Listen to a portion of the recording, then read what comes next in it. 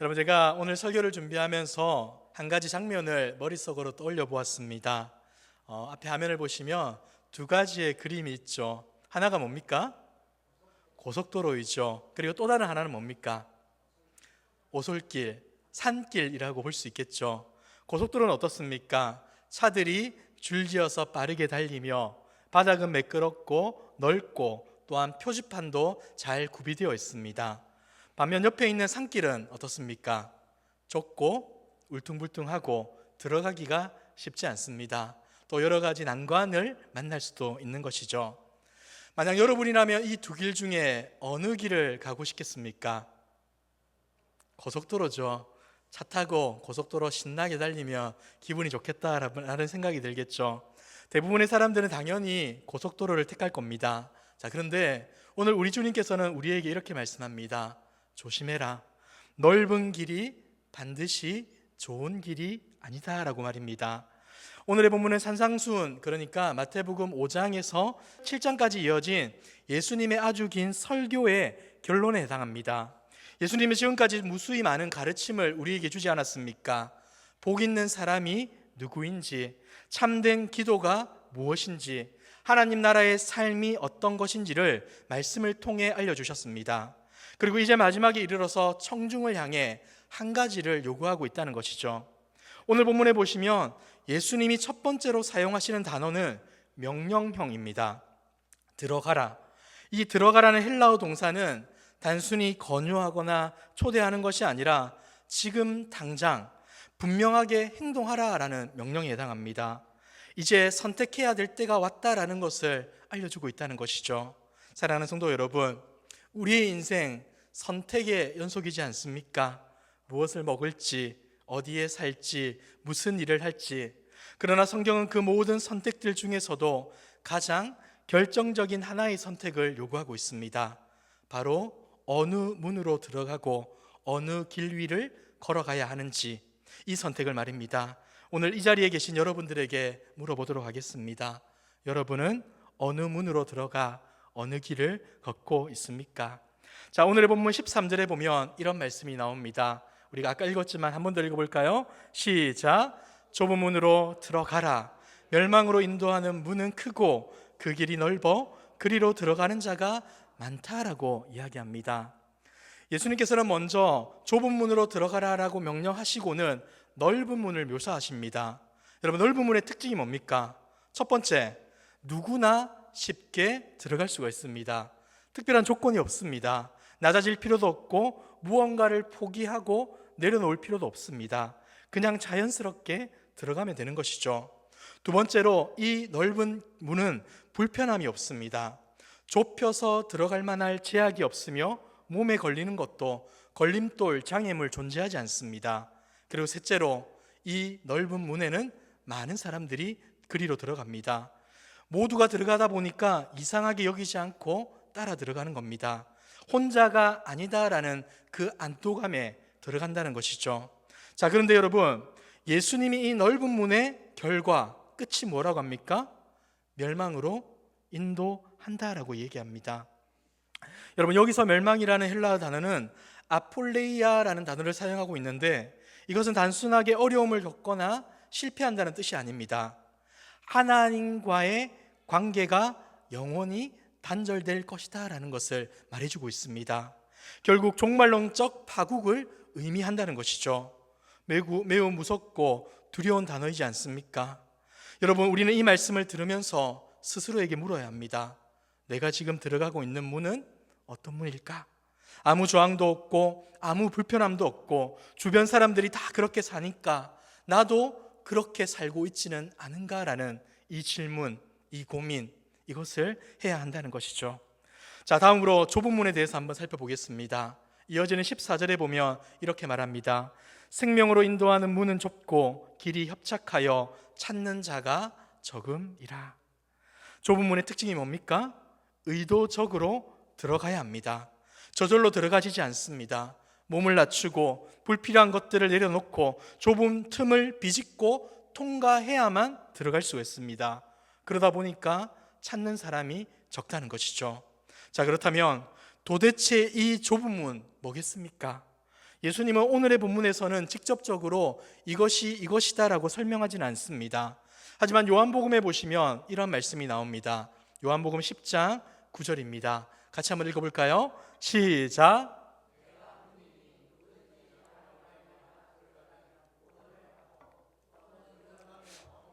끝골을 얻으리라. 아멘. 누가 문이라는 겁니까? 예수님 자신이 문이라고 말씀합니다.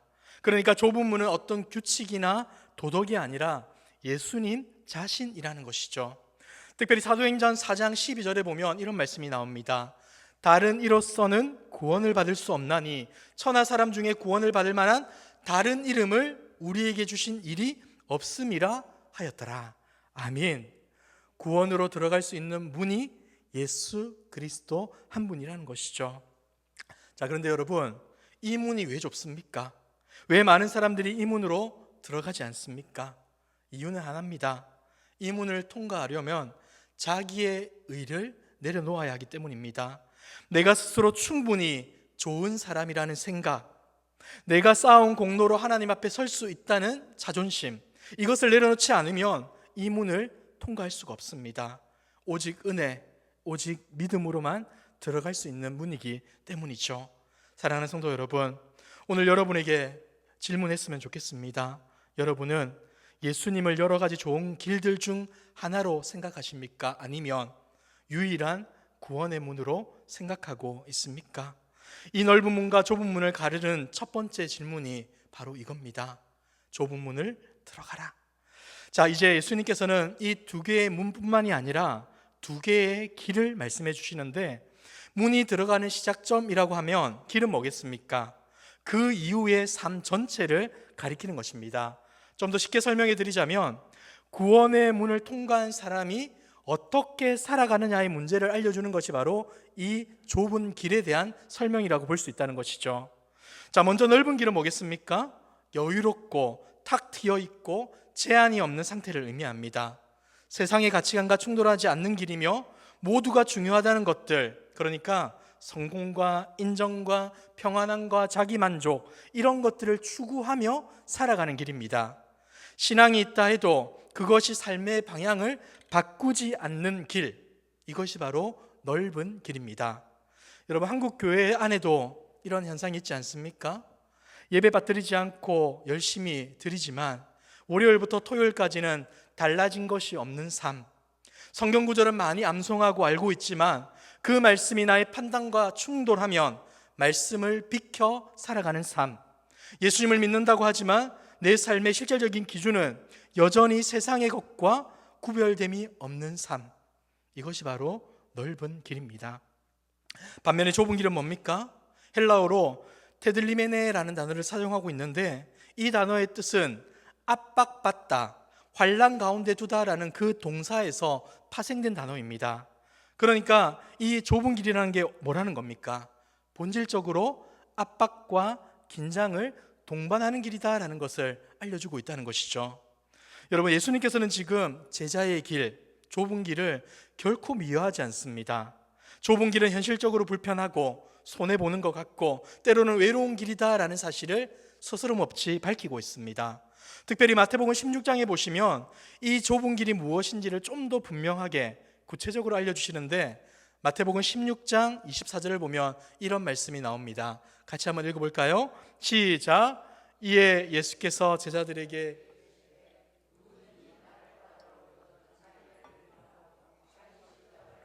나를 따를 것이니라. 아멘. 자기를 부인하고 자기 십자가를 지고 예수님을 따르는 것, 이것이 바로 좁은 길의 실체이며 이 세 가지는 결코 분리되거나 나눠질 수 없다는 겁니다. 근데 여기서 오해할 수 있는 부분을 바로 잡아야 합니다. 주님이 이렇게 말씀하셨다고 해서 좁은 길이니 고행이거나 고난을 만들어야 한다라는 이 생각은 여러분들 버리셔야 합니다. 일부러 힘들게 사는 것, 금욕주의, 자기학대, 이런 것은 좁은 길이라 볼 수가 없습니다. 그저 예수님이 먼저 가신 그 길을 따라 걸어가는 것, 예수님처럼 살아가는 것, 이것이 바로 좁은 길의 실체라는 것이죠. 여러분, 예수님 어떻게 하셨습니까? 원수를 사랑하라 하셨고 자신이 먼저 원수를 위해 십자가에 달려 죽으셨습니다. 예수님은 먼저 하나님의 나라를 구하라고 하셨고 자신의 삶 전체를 하나님의 뜻에 내어 놓으셨습니다. 좁은 길은 예수님이 이미 가신 길이고 우리는 그 길을 따라 걸어가기만 하면 되는 겁니다. 사랑하는 성도 여러분, 저와 여러분들에게 신앙이란 무엇입니까? 혹 여러분들은 신앙을 내 삶을 좀 편하게 해주는 것으로 여기며 살아갑니까? 아니면 나를 변화시키는 것으로 생각하고 있습니까? 혹시 말씀 때문에 불편해진 적이 있습니까? 내 가치관과 삶의 방식이 복음에 의해서 도전받은 적이 있으십니까? 만약 신앙이 한 번도 나를 불편하게 한 적이 없다면 어쩌면 여러분은 넓은 길을 걷고 있는 것일지도 모르겠습니다. 사랑하는 성도 여러분, 이제 예수님께서는 두 개의 길을 말씀하시면서 세 번째 것을 강조하고 있는데 이 세 번째는 바로 종착지입니다. 두 문과 두 길의 끝이 다르다라는 것을 알려주고 있다는 것이죠. 여러분, 넓은 길의 종착지는 어디입니까? 13절에 보면 멸망으로 인도한다라고 되어 있습니다. 반면에 좁은 길의 종착지는 어디입니까? 생명이라고 확실하게 말씀하고 있습니다. 여기서 주목해야 할 것은 생명이라고 번역된 단어 조에라는 헬라어 단어인데 이 단어는 단순히 오래 사는 것이 아니라 하나님과의 교제 안에서 누리고 있는 참되고 영원한 생명을 가리킵니다. 생물학적 삶을 가리키는 단어는 비오스인데 우리가 매일 경험하는 먹고 마시고 일하는 삶이 바로 비오스입니다. 반면에 조에라는 것은 그것을 넘어서는 차원의 삶, 이미 이 땅에서 시작되었고 영원으로 이어지는 삶을 말합니다. 요한복음 10장 10절에 보면 예수님께서 이 조회를 이렇게 설명합니다. 내가 온 것은 양으로 생명을 얻게 하고 더 풍성히 얻게 하려는 것이라 라고 알려줍니다. 그러니까 좁은 길의 끝에 있는 것은 구차한 생존이 아니라 풍성한 생명이다 라고 말씀하고 있는 것이죠. 그런데 여러분, 이 생명은 단지 미래에 주어지는 생명이 아닙니다. 좁은 길을 걷는 사람은 지금 이 순간에도 이미 생명을 경험하며 살아갈 수가 있습니다. 어떤 생명입니까?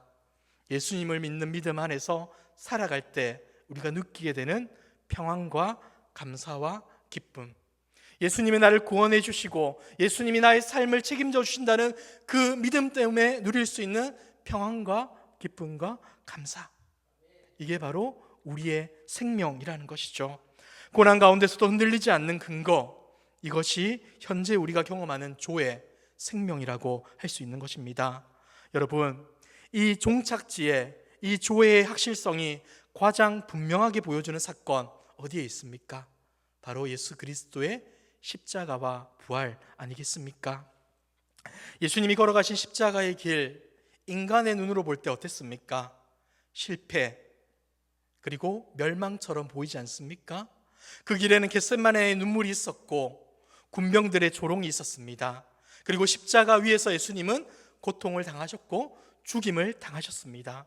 그러나 그것으로 끝나지 않고 우리 주님은 죽은 자 가운데서 3일 만에 부활하셨던 것이죠.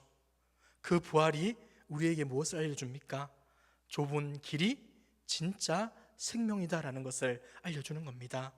예수님이 먼저 그 길을 걸으셨고 그 길 끝에 생명이 있음을 몸소 증명해 주신 겁니다. 사랑하는 성도 여러분, 십자가의 길이 끝이 아니며 좁은 길은 막혀 있지 않습니다. 그 길 끝에 부활이 있으며 생명이 있습니다. 주님과 함께 이 길을 걸어가고 이 길을 붙들고 살아갈 수 있는 저와 여러분들의 모습이 되기를 주님의 이름으로 축복합니다. 자, 그런데 본문은 한 가지 불편한 사실을 우리에게 말해주고 있죠. 그것이 무엇입니까? 14절을 다시 한 번 더 보시면 같이 한번 읽어볼까요? 시작. 생명으로 인도하는 문은 좁고 길이 협착하여 찾는 자가 적음이라. 여러분, 찾는 자가 어떻다고 합니까? 적다라고 이야기합니다. 찾는 자가 적다는 말을 좀 다르게 생각해 보자면 이 길은 어떻게 해야 된다는 겁니까? 찾아야 되는 길이다라는 것을 알려주고 있다는 것이죠. 여러분, 넓은 길은 찾을 필요가 없습니다. 그냥 흘러가는 대로, 좋아 보이는 대로, 감정대로, 마음대로 따라 걸어가면 됩니다. 그러나 좁은 길은 의도적으로 찾아야 한다는 것이죠.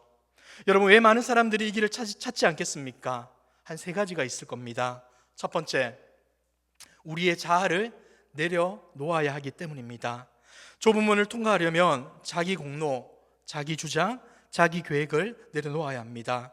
인간의 죄된 본성이 극도로 싫어하는 것이 이것이지 않습니까? 그렇기 때문에 사람들이 이 길로 가려고 하지 않습니다. 자, 두 번째, 다수가 가는 길이 아니기 때문입니다. 우리는 본능적으로 다수의 편에 서려고 합니다. 모두가 이렇게 살고 있으니 이게 맞겠지 하면서 대세를 추종합니다. 그러나 예수님은 분명히 말씀하시죠.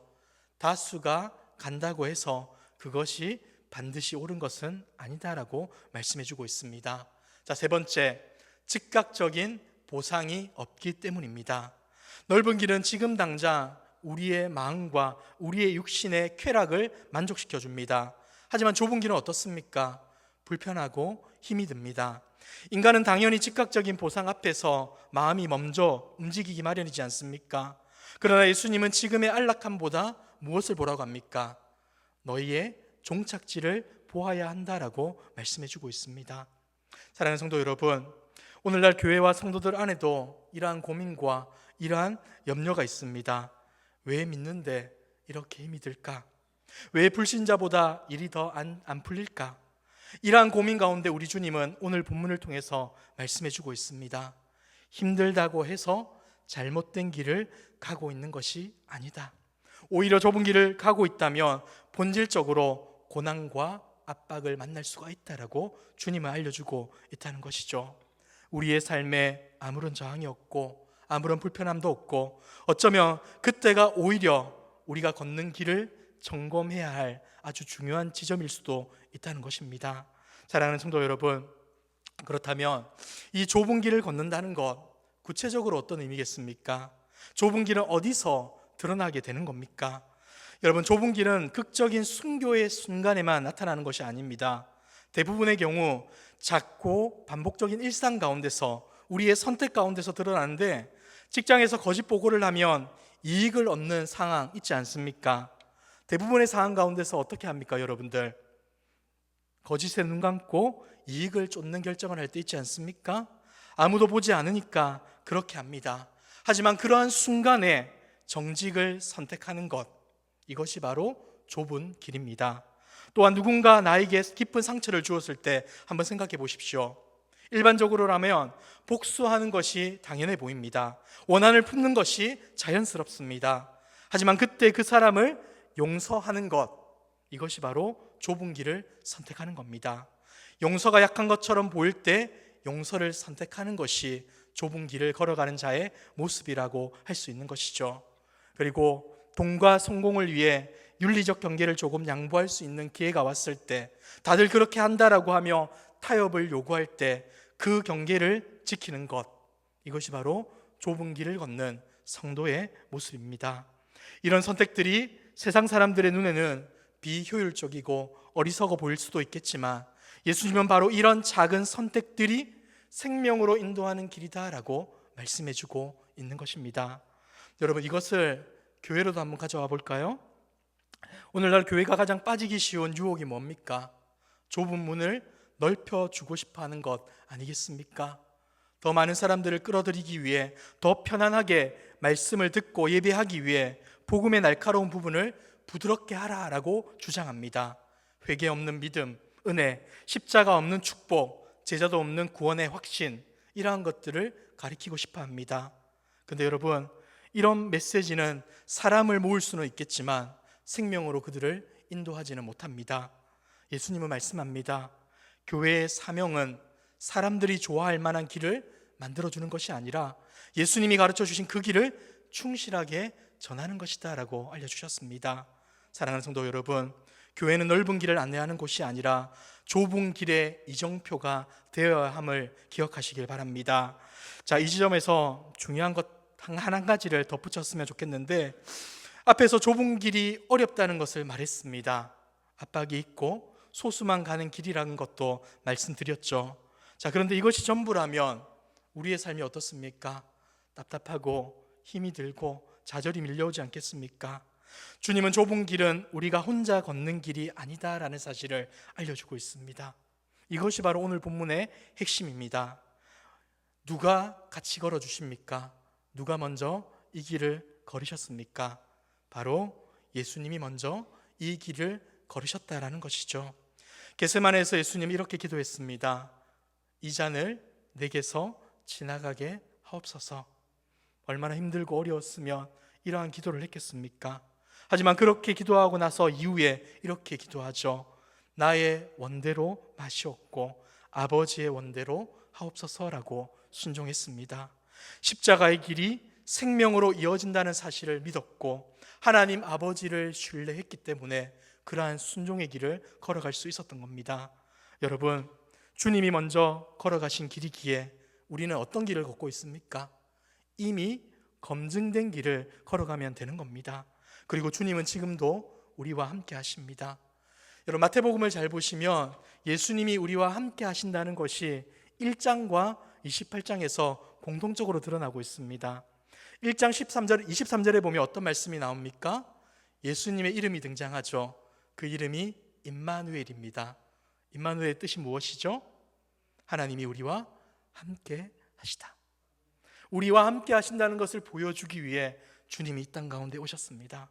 그리고 28장 20절에 보면 예수님께서 제자들에게 사명을 주시며 이렇게 말씀합니다. 내가 세상 끝날까지 너희와 항상 함께 할 것이다. 여러분, 우리가 좁은 길을 가는 것은 혼자 가는 것이 아니라 임마누엘 되시는 주님과 함께 걷는 것입니다.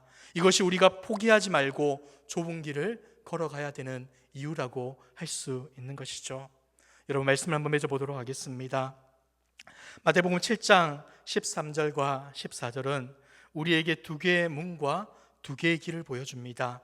넓은 문과 넓은 길, 좁은 문과 좁은 길, 그리고 각각의 종착지를 분명히 알려줍니다. 하나는 멸망이고 하나는 생명입니다. 그런데 여러분, 오늘 말씀의 핵심은 뭘까요? 이러한 길이 있으니까 이렇게 살아가라, 정보 전달일까요? 아닙니다. 명령입니다. 예수님은 이런 사실이 있다라고 알려주시는 것이 아니라 좁은 길로 들어가라, 좁은 문으로 들어가라라고 명령하십니다. 지금 오늘 결단하라는 것이죠.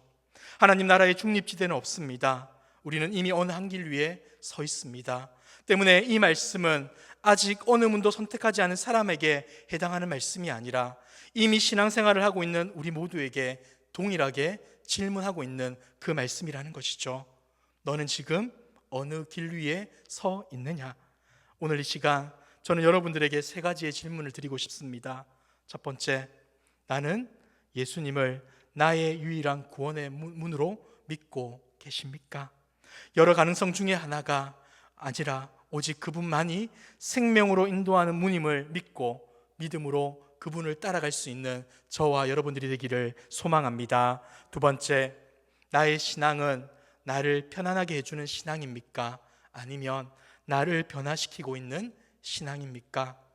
말씀이 나의 선택에 영향을 미치지 않고 있는지, 나의 삶이 조금이라도 그리스도를 닮아가고 있는지 한번 정직하게 물어보시길 바랍니다. 혹 말씀 앞에 우리의 삶이 반응하고 있지 않다면 회개하시고 지금부터 하나님, 말씀 앞에 저희를 세우겠습니다. 그 말씀에 따라 우리의 삶을 움직이겠습니다라고 다짐하고 결단할 수 있는 저와 여러분들이 되기를 소망합니다. 세 번째, 나는 지금 이 길이 외롭고 힘들다고 느끼고 있는지 한번 물어봤으면 좋겠습니다. 만약 그렇다면 여러분들 걱정하지 마십시오. 어쩌면 여러분들이 좁은 길을 걷고 있기 때문에 이러한 고난과 아픔과 어려움을 겪고 있을지도 모르겠습니다. 하지만 여기서 한 가지를 더 기억하십시오. 이 길 위에 누가 함께 계십니까? 예수님이 함께 계셨습니다. 그리고 예수님이 이 길을 승리로 이루어 내셨습니다. 주님이 그 길을 우리 가운데 허락해 주셨으니 염려하지 마시고 걱정하지 마시고 두려워하지 마시고 주님과 함께 그 믿음의 길을 걸어가시길 바라겠습니다. 예수님 오늘도 저와 여러분에게 말씀합니다. 좁은 문으로 들어가라. 여러분, 이것은 불친절한 명령이 아니라 사랑하시는 주님이 우리를 초청하는 겁니다. 좁은 길이 어렵지만 그 끝에 뭐가 있다는 겁니까? 생명이 있다. 주님께서 먼저 걸어가셨고 지금도 우리와 함께 하신다라고 약속해 주십니다. 여러분의 가정에서, 직장에서, 사회에서, 인간관계에서, 매일의 선택 속에서 이 좁은 길을 의도적으로 선택할 수 있기를 바랍니다. 좁은 문으로 들어가라. 생명으로 인도하는 문은 좁고 길이 협착하여 찾는 자가 적음이라는 이 말씀이 오늘 우리 모두의 결단이 되기를 주님의 이름으로 축복합니다.